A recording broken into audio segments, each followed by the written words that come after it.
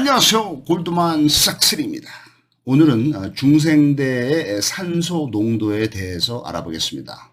산소 농도가 왜 중요하냐면은 산소 농도가 높을수록 신체 대사 활동이 활발해지고 그 다음에 에너지를 만드는 에너지 효율이 높아지게 되었습니다.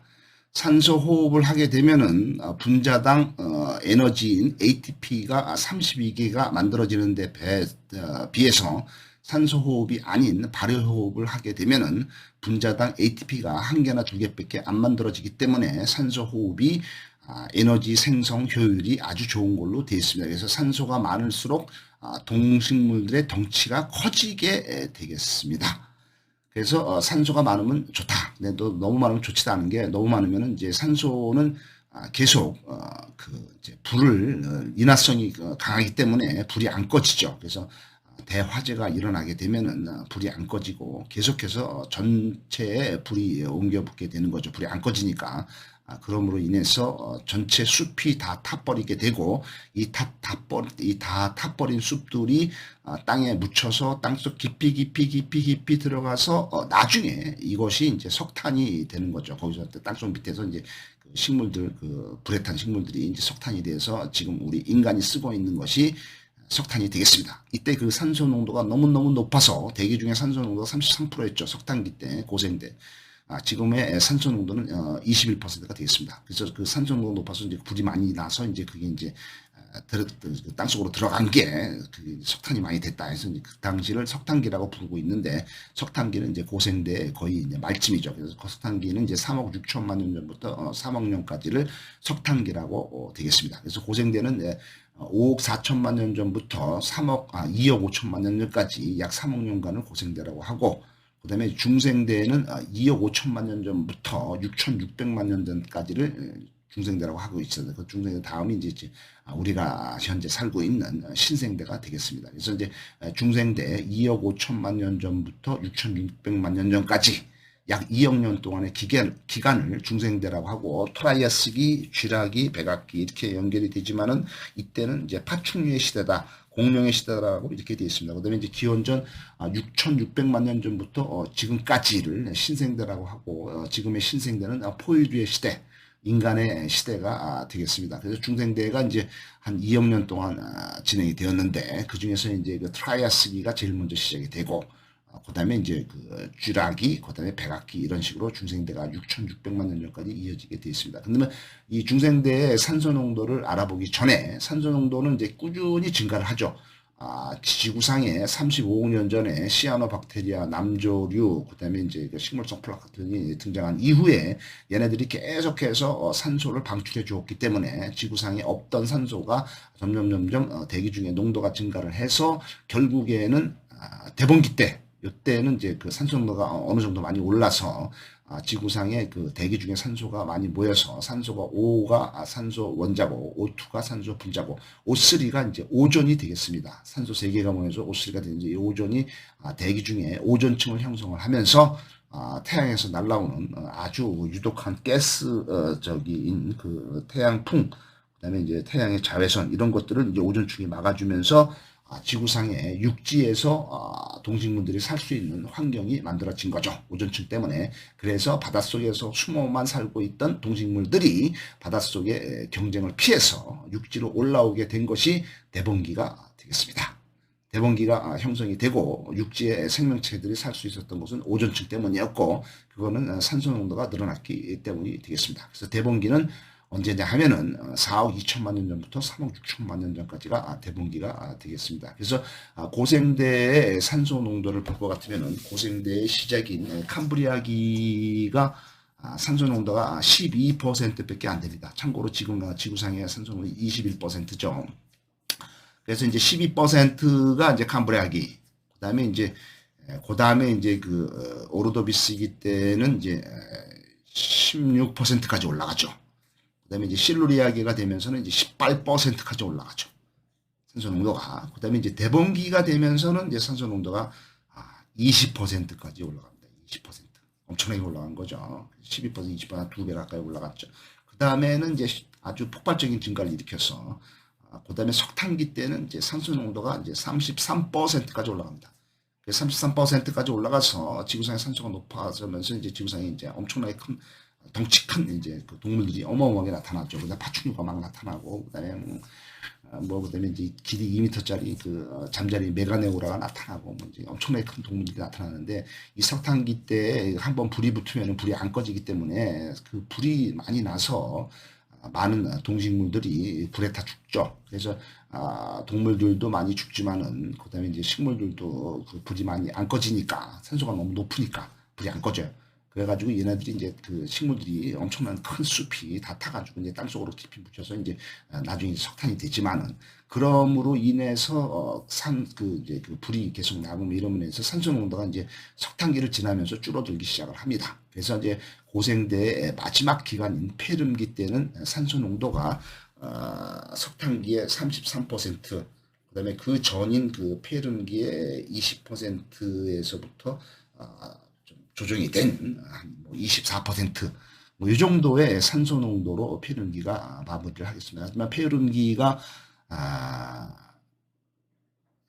고생대의 말인 폐렴기 때 이제 그 대멸절의 시대가 오죠. 그래서 이제 그 2억 5천만 년 전에 폐렴기 대멸종의 시기는 왜 왔느냐 하면은 이제 그 지구 내부에 있던 그 화산 폭발 아니면은 그 지진, 그다음에 쓰나미, 해일 뭐 이런 거. 아무튼 지구 내부에 강력한 마그마 용암의 작용으로 인해서 지구가 흔들린 거죠. 화산 폭발을 한 거죠. 화산 폭발을 하게 되면은 이 지구 땅 밑 그 바닷속 깊은 곳에 있던 그 용암 마그마들이 이제 치고 올라오면서 지표면으로 터져 올라오죠. 올라오면서 뭐가 같이 오냐면 화산재가 올라오죠. 화산재가 이제 그 폭파되면서 대규모 화산 폭발로 인해서 화산재가 대기를 덮죠. 그럼 화산재가 이제 새까만 거죠. 이게 이제 그 대기를 덮으면서 태양빛이 지표면에 못 오죠. 태양빛 지표면에 못 오게 되면은 지표면에 살고 있는 그 태양빛만 바라보고 있는 많은 식물들이 죽게 되죠. 식물들이 죽으면은 식물을 먹고 사는 초식동물들이 죽죠. 먹이가 식물이 없으니까. 초식동물이 죽으면은 초식동물을 먹고 사는 육식동물도 없죠. 그래서 폐렴기 말에 2억 5천만 년 전에 상당히 많은 생물들이 한 80% 90%가 멸종을 합니다.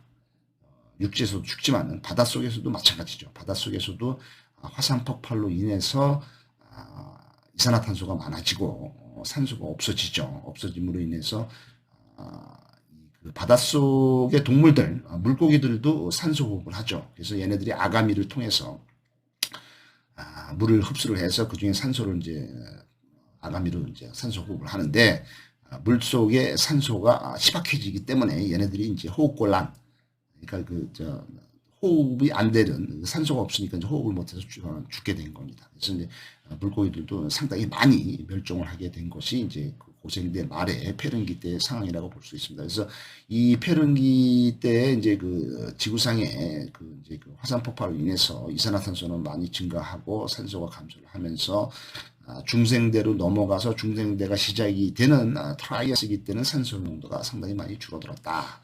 고생대 말인 폐렴기 때 24%였던 대기 중의 산소 농도가 중생대 시작인 트라이아스기 때 시작을 할 때는 산소 농도가 16%밖에 안 된다.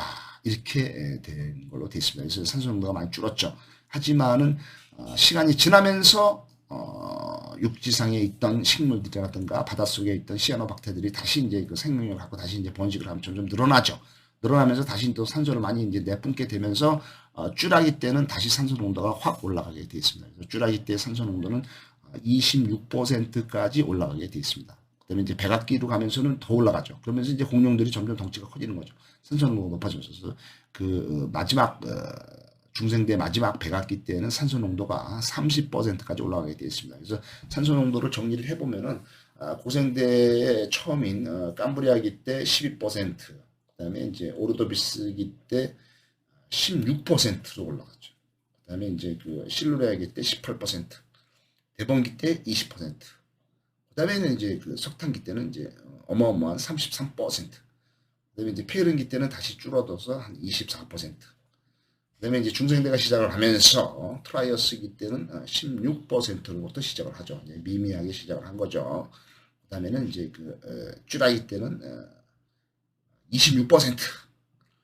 백악기 때는 더 올라서 30%까지 산소 농도가 치솟게 되겠습니다. 근데 이제 6,600만 년 전에 이제 30%가 올라갔지만은 다시 이제 이때는 이제 또 이제 지구의 대멸종이 오죠. 그때는 이제 지구 밑에 화산 폭발이 아니라 커다란 운석, 커다란 바위 덩어리, 지름이 한 10km, 어마어마하게 큰 운석이 지구의 멕시코의 유카탄 반도에 떨어지면서 그 충격으로 인해서 지구 내부에가 막 충격을 받아서 사방에서 지진 화산 폭발이 일어나면서 마찬가지로 그 화산재가 지구 표면을 덮으면서 6,600만 년 전에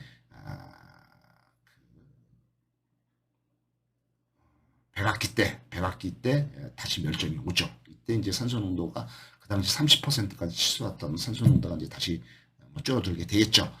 그래서 신생대에는 6,600만 년 전부터 지금까지의 포유류 시대, 인간 시대가 되겠습니다. 6,600만 년 전에 멕시코 유카탄 반도에 떨어진 거대한 운석으로 지구는 온통 화산재와 먼지로 뒤덮이게 되고 태양광선을 차단을 하게 됨으로써 기온은 급강하게 되고 대기 중에 산소는 고갈되게 되었습니다. 태양이 태양빛이 못 들어오니까 식물들이 다 죽으니까 산소를 만들지 못하는 거죠. 산소가 없어지는 거죠. 식물이 죽고 초식동물이 죽고 육식동물이 죽는 이런 연쇄과정 속에서 덩치가 큰 공룡이 모두 전멸을 하게 되었습니다. 다행하게도 20kg 미만의 작은 포유류는 살아남아서 인간의 조상이 된 것으로 되어 있습니다. 신생대 대기 중의 산소는 21%로 시작을 해서 지금 그 상태가 계속 유지되고 있는 것이 되어 있습니다. 그래서 이제 중생대 말인 백악기 때 이제 30%까지 올라갔던 산소가 멕시코 유카탄 반도에 떨어진 그 운석의 폭발로 인해서 지구상에 대멸종이 오면서 태양빛을 막으면서 그게 다시 30%에서 신생대 시작할 때는 21%로 떨어졌다는 얘기죠. 그 다음에 중생대 시작할 때는 16%. 그 다음에 중생대 중간인 쥐라기 때는 26%까지 올라갔던 산소가 21%로 떨어져서 지금 이제 시작이 되고 있죠. 앞으로 대기 중에 산소가 점점 늘어날 것인가? 모르겠습니다. 그러면은 동식물들이 덩치를 키워나갈 것입니다. 에너지 효율이 좋은 산소 호흡은 동물의 덩치를 키우게 됩니다. 지금 우리 아이들은 점점 더 커지고 있습니다. 제 키가 170cm인데 우리 아버지는 165cm였습니다. 그리고 지금 아들들은 지금 175cm입니다. 겨우 세대가 1세대가 넘어가는 과정에서 키가 지금 5cm씩 커지고 있습니다. 산소 때문인지 뭐 때문인지는 잘 모르지만은 어떻든 이 산소 농도가 생명체에게 아주 중요하다는 것은 분명한 사실인 것 같습니다. 감사합니다.